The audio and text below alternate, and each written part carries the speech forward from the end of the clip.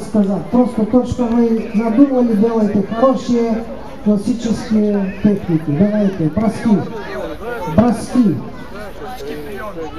броски, суплес за 5 точки. Видите, Юра, какой суплес творит.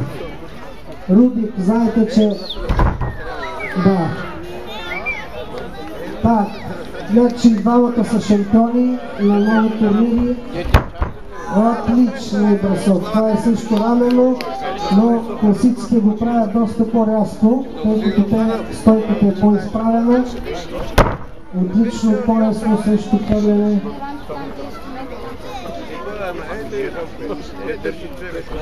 Вот хватка на Обандян. А той казва, това ми е моята коронната на руски. Это моя коронка, говорит, моя коронка. Давай сделай еще раз коронку, Юра. Еще раз коронку сделай. Вот коронку. Това му е любимата хватка на него, коронката. Давай еще един бросок. Да, това е обратно бросок. И поясно и суплеси. Добре, благодаря ви.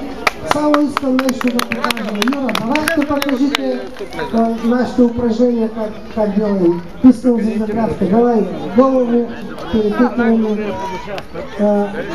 Искам от упражненията за борбата, които за всяка това го прави абсолютно всяко дете и всеки тежък състезател до 150 кг.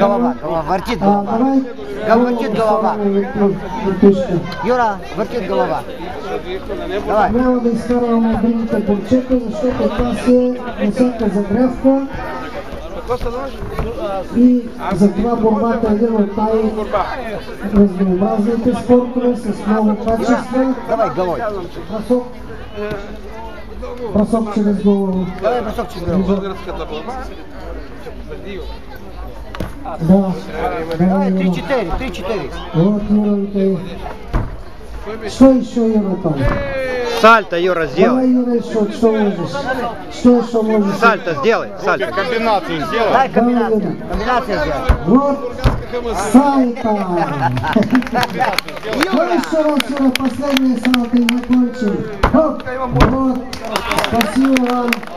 Благодаря на учетата, благодаря и на зрителите, които уважиха борбата. Сега ще